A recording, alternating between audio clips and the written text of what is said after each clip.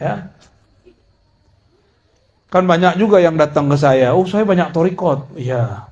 Nah, terus maksudnya apa banyak torikot? Ya, ya gitu.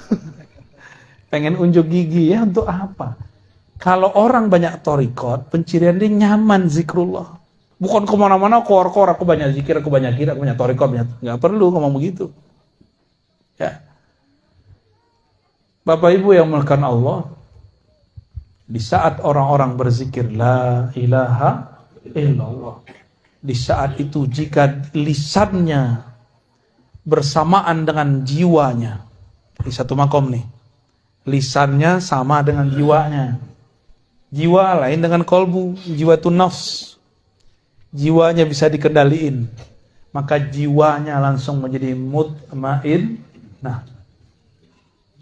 kalau masuk ke kolbu jadi radiyah mardiyah. Kalau orang zikir la ilallah dengan kolbunya, dengan jiwanya, apa yang hasil pada dirinya, itulah yang disebut di dalam hadis qudsi. La ilaha illallahu hisni. La ilaha illallah itu benteng aku. Bentengnya Allah. Jadi bentengnya Allah bukan tembok tebal-tebal, tapi kalimah yang sudah masuk mendarah daging ke dalam badan, itulah benteng hakiki. Nanti kalau pandemi datang yang gede lagi, panik nggak? Kalau panik berarti bentengnya belum kuat. Kena nggak apa-apa, yang penting jangan panik. Karena serangan virus itu bukan ke badan yang bahaya. Yang bahaya itu ke pikiran. Berarti benteng rohaninya jebol. Coba tanya alumni COVID, lulusan COVID LC, lulusan COVID, tanya tuh, pasti waktu mengalami dia kayak pengen mati aja bawaannya, putus asa, benar nggak? Putus asa itu adalah torekot syaitoniyah. Torekatnya setan, isinya was-was. Jadi orang mati bukan karena COVID-nya, mati karena was-was. Apalagi Bapak bisa bayangin, Ibu bisa bayangin, di isolasi mandiri, tapi isolasi karantina, bukan mandiri. Di karantina nggak boleh ketemu siapa-siapa, wah itu lebih gawat lagi. Dan dia belum pernah belajar thariqah zikir. Orang ini kasihan, sungguh kasihan. Nggak ada teman zikirnya, nggak ada temannya. Ya, disitulah pengalaman kita, kawan-kawan kita banyak yang meninggal. Dan kawan-kawan saya pernah belajar zikir Allah dalam kolbu dan la ilaha illallah, rata-rata mereka sehat, rata-rata. Dan ketika sehat dia datang kepada kita, terus bilang terima kasih Ibu ya, Trevi Ustadz udah ngajarkan zikir ini.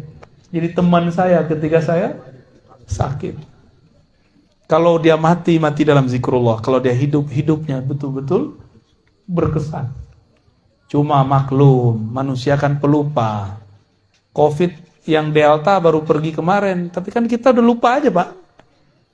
Ya, pengen kena lagi. Ya. Enggak ya? Enggak, beneran. Untung kita di negeri Katulistiwa. Virus kalau udah keluar cuma berapa lama mati, Pak. Kalau di negeri kita nih. Kalau di negara subtropis dingin, itu virus seneng. Maka Allah betul-betul sayang kepada kita. Alhamdulillah. Nah, kasihan kepada mereka yang tinggal di subtropis. Tapi karena Allah maha hebat, tenang aja ya. Mereka Allah akan setting tubuhnya dan sesuai dengan kondisinya. Jadi apa yang terjadi pada diri manusia saat dia baca la ilaha illallah, dia sedang membangun benteng ilahiyah, al-hisn al-ilahi, benteng-benteng keilahian. Kalau udah begitu, udah dapat zikrullah, kok masih belajar zikir khadam. Kok masih doyan sama rajah-rajah, itu aneh. Udah dapat afdoluz zikri, masih cari yang tidak afdol. Itu orang bloon atau orang oon? Ya? Sama aja ya. Afdoluz zikri la ilaha illallah. La ilaha illallah hisni, la ilaha itu paling tinggi, disebut bentengnya Allah. Terus antum masih cari jimat. Masih cari jimat. Ya. Itu jimat masuk sini ngikut dia. Tulisan raja antum kan nama Allah. Itu nama Allah ngikut la ilaha illallah dia. Masuk ke sini gak bekerja dia. Kan berzikir. Gak kerja dia di sini. Cobain aja. Cobain masing-masing. Gak akan bekerja. Kita ini kan ngikut kata orang. Kata orang nih raja berkah. Kata orang. Repot. Ya. Udah dapat kerjaan. Betapa bodohnya manusia. Udah dapat zikir paling afdol. Masih ngambil penjagaan diri yang gak afdol.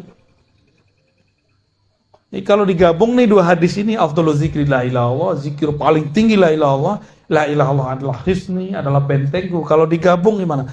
Benteng terkuat itu la ilaha illallah. Cuma ya rutin. Yang rutin. Kok kerja bisa rutin? Kenapa kita mau rutin kerja, Pak? Karena pengen dapat gaji kan? Bener? Kenapa nih bapak-bapak ini mau rajin kerja di sawah, di ladang, dagang, di kantor, guru? Kenapa? Karena pengen dapat hasil. Ini hasilnya udah Allah kasih duluan. Masih kurang yakin? Jangan-jangan memang kita kurang yakin kepada Allah Subhanahu wa Ta'ala. Itu Nabi Sulaiman mau terbang zikirnya bismillah doang, Pak. Percaya nggak? Jadi Nabi Sulaiman cukup dengan bismillah terbang. Kita udah bui-bui baca la ilaha illallah nggak terbang-terbang ya. Emang mau terbang? Kurang keren, Pak, terbang pakai bismillah. Yang keren itu pencet-pencet aja pakai tangan. Nah, dapat tiket terbang. Bismillah.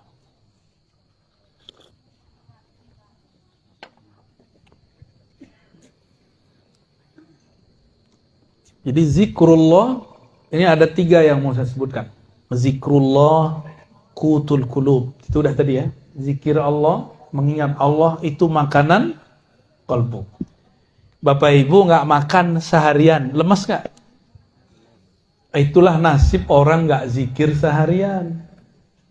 Udah dikasih talqin sama Pak Kiai Haji Maman, nggak dipakai. Mau antum kiai 1000 kali kiai nggak ngaruh. Oh saya bisa baca kitab, nggak masalah. Nabi nggak perlu baca kitab begituan. Kitab kuning kan baru kemarin sore ada. Nabi memang baca kitab kuning? Enggak, Nabi nggak perlu kitab kuning, di dalam dirinya semua kitab ada. Maka An-Nabil Ummi, bukan Nabi tidak bisa baca tulis. An-Nabil Ummi, Nabi induk semua kitab. Ummul kitab, itu artinya. Allahumma sholli ala Sayyidina Muhammad. An-Nabiyil Ummi, Nabi yang Al-Ummi. Al-Ummi itu bukan ya nisbah. Bukan Nabi yang nggak bisa baca tulis. Nabi yang di dalam dirinya ada induk semua ilmu pengetahuan. Itu An-Nabiyil Ummi. Salah satu pengetahuan kitab di dalam qalbu Nabi adalah risalah la ilaha. Ketika beliau mengatakan afdalu dzikri la ilallah, itu adalah ikhtisar dari isi kitab di qalbunya. Itu baru satu kitab, Pak, zikir risalah la ilaha. Jadi di qalbu Nabi itu ada semua risalah, rahasia-rahasia. Tapi umur beliau pendek. Yang penting Mekah sudah ditaklukkan, syariah sudah mapan. Maka orang tidak akan mengkultuskan orang yang di qalbunya ada risalah kita. Sayyidina Isa, beliau menampilkan isi kitab qalbunya sebelum syariat Bani Israel waktu itu mapan. Akhirnya mereka menyembah Nabi Isa. Salah satu isi risalahnya apa? Rahasia, nama Allah Hayyun dan Hayat, Muhyi. Ada orang udah mati, dipegang dadanya oleh beliau, hidup. Gitu Pak. Orang ngira ini Tuhan, ini bukan manusia ini. Nabi Muhammad kan sering melakukan itu, cuma nggak dieksplor di banyak riwayat. Saya pegang Pak beberapa riwayatnya. Nabi menghidupkan orang mati, ada riwayatnya. Tapi didoifkan oleh ahli hadis yang nggak percaya. Mereka cari-carilah kesalahan hadis itu. Itulah rahasia kenapa syariat dimapankan di masa Rasulullah. Sedangkan rahasia-rahasia kolbu ini tidak berhenti. Turun terus. Inilah makna al-ulama warasatul anbiya. Ulama mewarisi risalah-risalah kitab dari kolbu an-nabi al-ummi.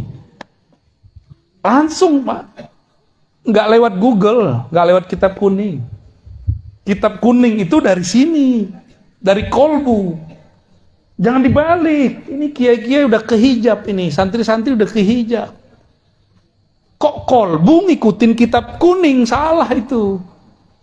Kitab kuning pemahamannya harus ngikutin rahasia warisan kolbu Rasulullah SAW. Itu ya baru sahih warisan Rasulullah. Baru pewaris Rasul ente. Kalau enggak pewaris kitab bulukan itu namanya. Itu kan kitab komersial. Orang jualan supaya kaya. Udah kaya itu yang jualan kitab. Kita masih puji baku. Dan berapa banyak kitab yang salah cetak. Laknya hilang gawat sudah. Udah berapa banyak kitab salah cetak. Kalau nggak punya kolbu beres kita. Sesat menyesatkan udah. Saya udah banyak apa ketemu. Tiap hari kan kita kerjaannya bolak-balik kita. Kita bingung, ini kitab ini kok masih dipertahankan di pesantren. Ya. Banyak. Kita ini kan fanatis ke kitab kuning. Kitabun mubin nggak fanatis. Ya. Kitabun mubin. Itulah umul kitab. Rahasianya ada di Al-Fatihah. Al-Fatihah terkumpul di dalam basmalah. Basmalah terkumpul dalam ba. Ba terkumpul dalam satu titik. Nah, kalau sudah di titik nggak usah keluar-keluar lagi, zikirnya di situ aja. Ya. Makanya kolbu itu belakangnya ba supaya langsung masuk ke sana. Di depannya kof. Wah, itu rahasia-rahasia huruf tuh banyak ya. Saya nggak usah bahas rahasia huruf lama-lama ini. Jadi, la ilaha illallah itu makanan kolbu paling mahal. Cara menikmatinya macam-macam. Ada yang pedas, ada yang manis. Yang pedas thariqat qadiriyah, yang manis thariqat naqsyabandiyah, gitu. Kan ada yang nggak senang pedas-pedas, senangnya manis-manis. Kalau orang Banten nih senangnya pedas manis. Dapat zikirnya yang keras, dapat zikirnya yang manis. Alhamdulillah. Ada yang senangnya nge-rap musiknya, ada yang senangnya melankolis ya, melo-melo musiknya yang syahdu-syahdu. Itu pilihan kita aja. Itu kan musik di dalam diri. Jadi zikir keras lembut itu adalah hentakan di kolbu.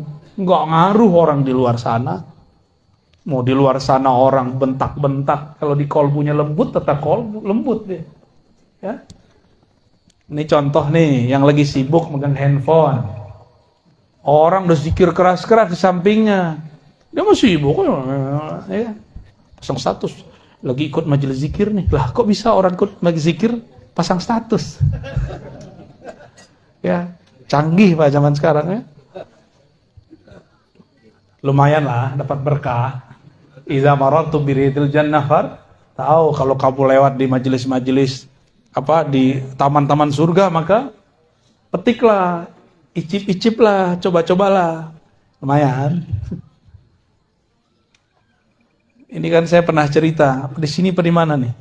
Guru dari guru saya, namanya Syekh Husain Usairan Al-Lubnani. Mantan orang Syiah. Ngejekin ahlu sunnah. Thariqat Naqsyabandiyah yang ada di Masjid Jami' di Lebanon. Itu zikir Pak. Ba'da salat.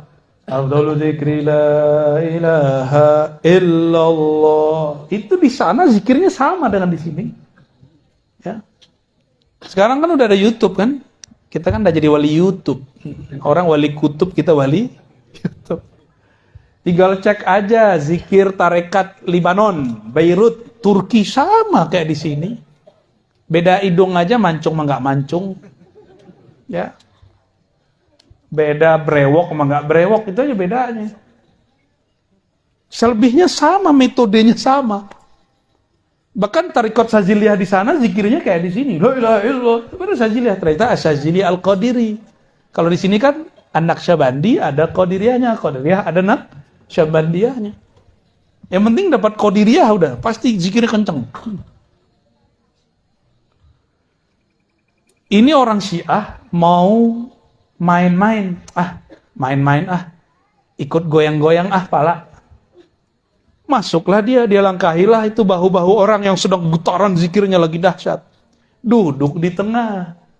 Padahal itu porosnya zikrullah. Dia duduk di situ.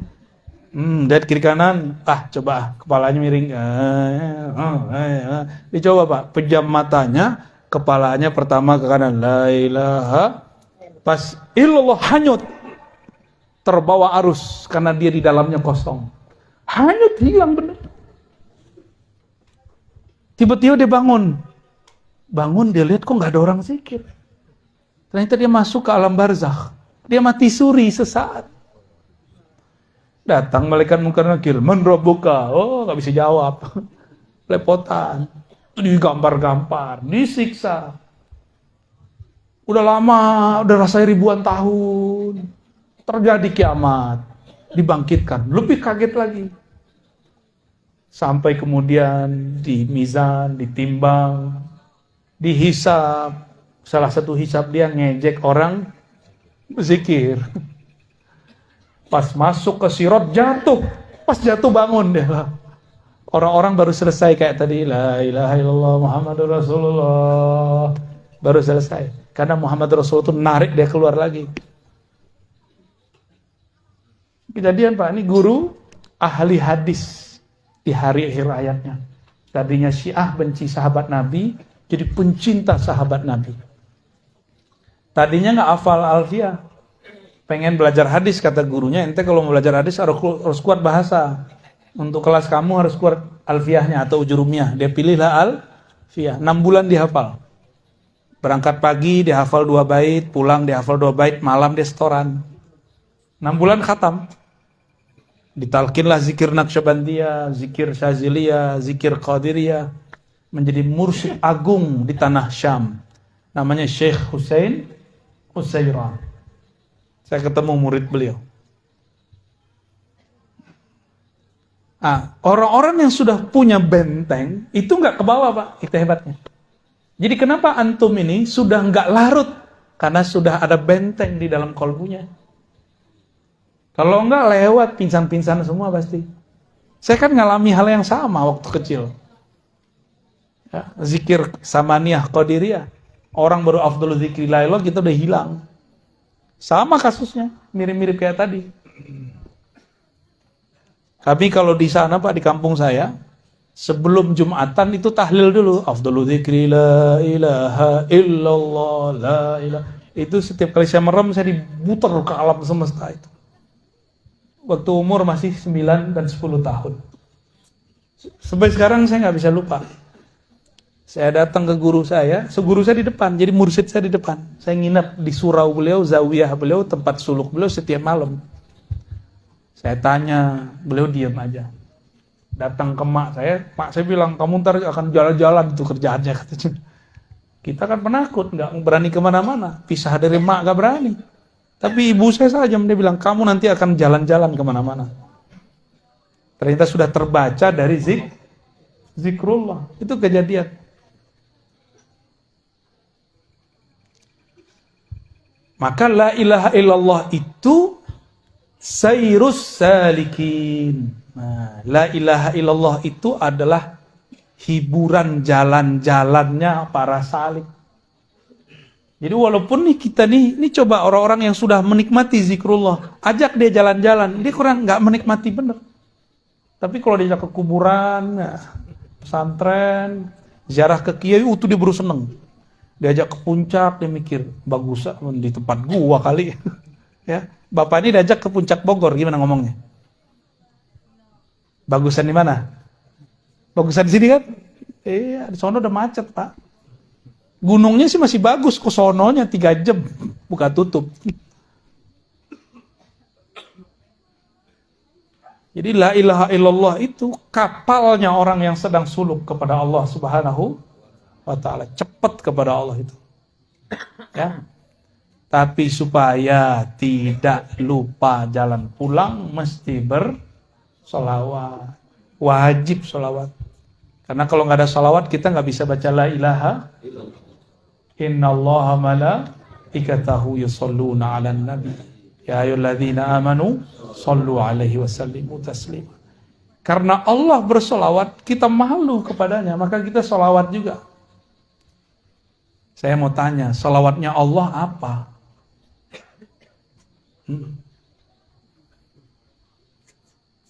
Kalau malaikat kan Allahumma sholli ala Muhammad, itu malaikat. Allah sholawatnya gimana? Masa Allah doa ke Allah kan? Allahumma sholli ala Muhammad. Lah gua mah Allah.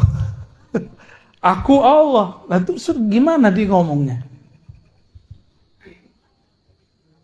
Nah, itu rahasia, Pak, ya. Yang ngikutin kajian di YouTube terpaham ya. Malam ini nggak dibuka dulu ya. Ntar ada yang protes soalnya.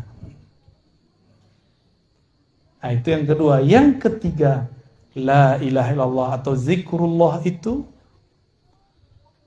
adalah miftah min mafatihil jannah. Kunci daripada kunci-kunci surga.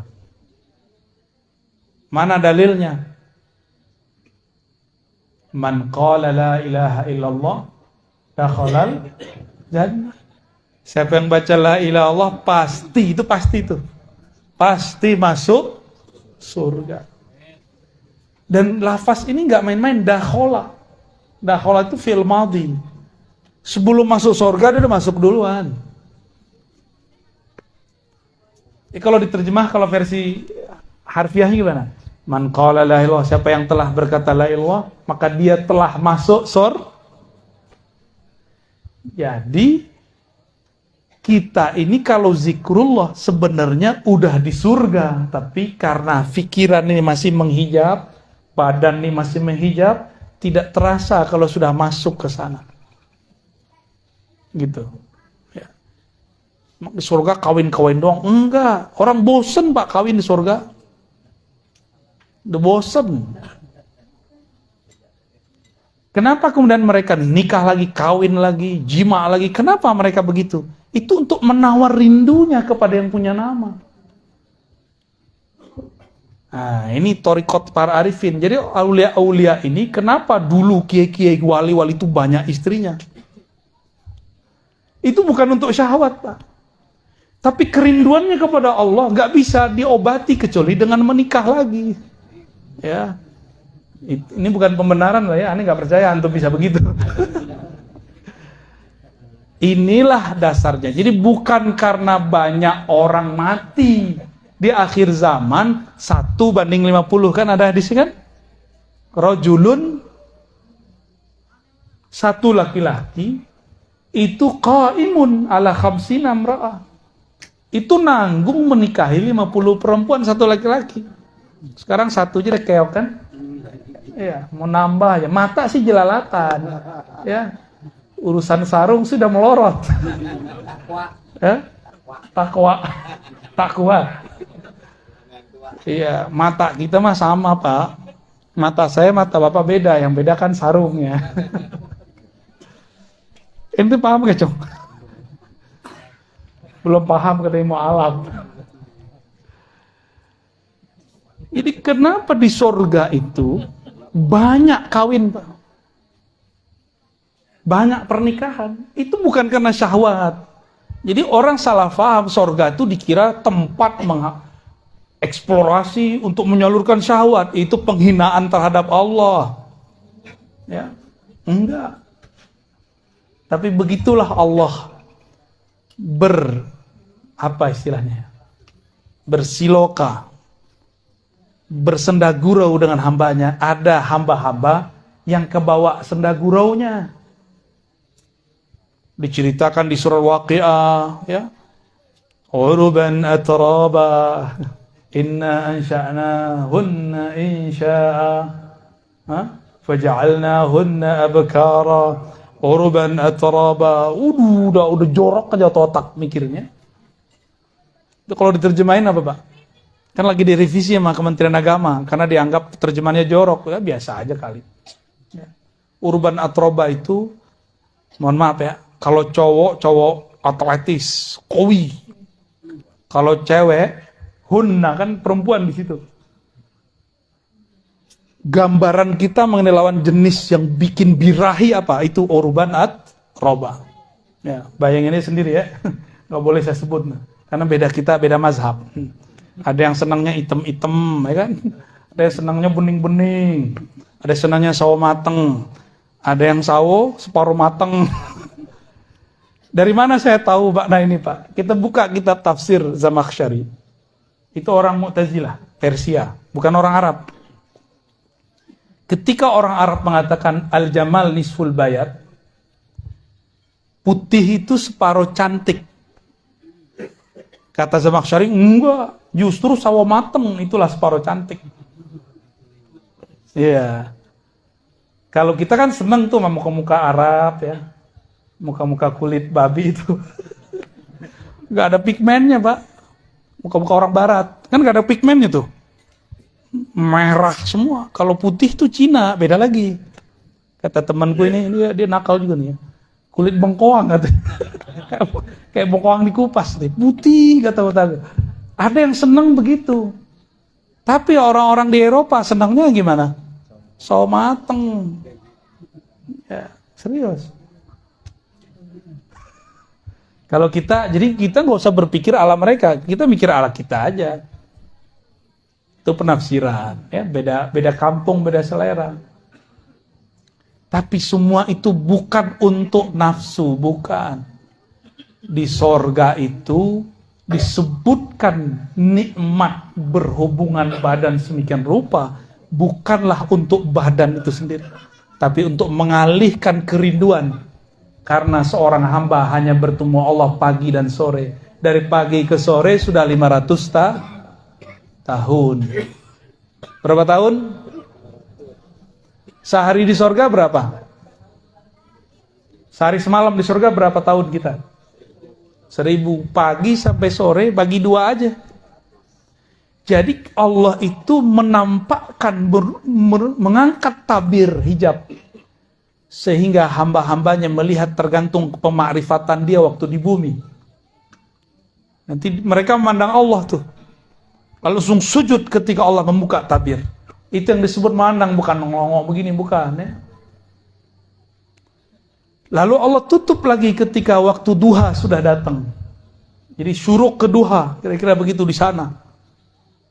Dan mereka lupa dengan semua nikmat jima, lupa nikmat khamar, lupa nikmat madu, lupa semua. Ketika Allah sumber semua kenikmatan melihatkan dirinya, memperlihatkan tajallinya, lupa semua. Lalu Allah tutup tabir, mulailah mereka rindu, ditunggu sehari, 2 hari, 3 hari, hitungan bumi di sana belum sehari 2 hari. Dihitung sampai sore, 500 tahun. Selama itulah mereka doyan menikah. Wali-wali Allah di bumi, kalau mereka nikah banyak, itu babnya, bukan karena syahwat dia. Jadi jangan suuzon sama kiai yang banyak istri. Tapi kalau samping saya kayaknya banyak minal muwahhidin ya. Orang-orang ahli tauhid. Oh kayaknya ada tuh 1 2 tuh. ente Masna ya. Kopiahnya kenapa disunat, Tat? Waktu pertama kita datang sini kan kopiahnya masuk ke aras. Masya Allah. Gitu-gitu 2. Antum berapa? Jomblo. Bagi-bagi lah, tuh jomblo tuh sampai antum tuh. Ya, hijabnya fa in khiftum. Nah, khiftum hijabnya. Bukan la ta'dilu. Belum nyoba udah bilang la ta'dilu, ya nggak? Belum nyoba udah bilang nggak adil, ya. Nah, kalau ustadz itu dia hijab khaufnya hilang dia. La khaufun alaihim walahum yahzanun. Maaf tadi ya. Ini rahasia kenapa para aulia itu dulu mereka ada yang menempuh jalan seperti itu. Ya. Mau tahu zuriatnya Nabi, Sayyidina Al-Husain, istrinya berapa tahu nggak? 80 di satu riwayat. Itu bukan pembenaran, Tat. Besok antum 80. Aneh yang disalahin, Tat. Sayyidina Al-Husain 80 istrinya. Beliau ternyata Al-Qutub, Al-Ghaus di zamannya, wali paling mabuk di zamannya. Dan itu bisa dibunuh. Jadi di zaman itu berkata Ibnu Abbas, seandainya aku buka satu ayat saja rahasianya, kalian akan bunuh aku. Laqataltumuni. Tapi zaman ini makrifat setan sudah dibuka. Masa kita nggak buka makrifat ilahiyah? Kalau nggak kalah kita, Mbak. Jadi jangan kolot lagi. Berani buka-buka asror di YouTube lah. Kan di YouTube buka-buka sendiri, kan bukan saya yang buka. Daripada torikohnya torikoh syaitannya, yang kita buka juga yang torikoh ilahiyahnya, torikoh Nabi Muhammad SAW. Metodologi kewahyuan, kok wahyu bisa terjadi? Apa beda ummi versi ahli riwayat dan ummi versi ahli hakikat? Itu tadi tuh versi ahli hakikat tuh. Di kolbu Nabi ada semua kitab. Maka wali-wali Allah yang asli itu pura-pura bego aja padan kita. Aslinya dia alim. Dia tinggal minta kepada Allah, nyambatnya di alam sana bukan di alam sini. Kan kita punya ilmu nyambat. Tapi yang nyambatnya ilmu monyet. Begini sih. Kalau mau nyambat ilmu jangan yang rendahan. Itu namanya ulaika kal an'am. Kalau mau nyambat ilmu langit.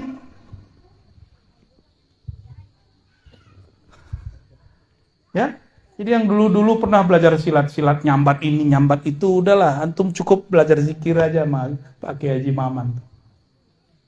Itu ntar nyambat asror, pakai la ilaha illallah, nggak disadari dapat. Asror itu kan nggak perlu antum jadi aneh-aneh. Justru semakin masuk kalimat itu semakin normal kita hidup. Semakin jadi manusia yang utuh. Kecerdasannya utuh, pikirannya fokus.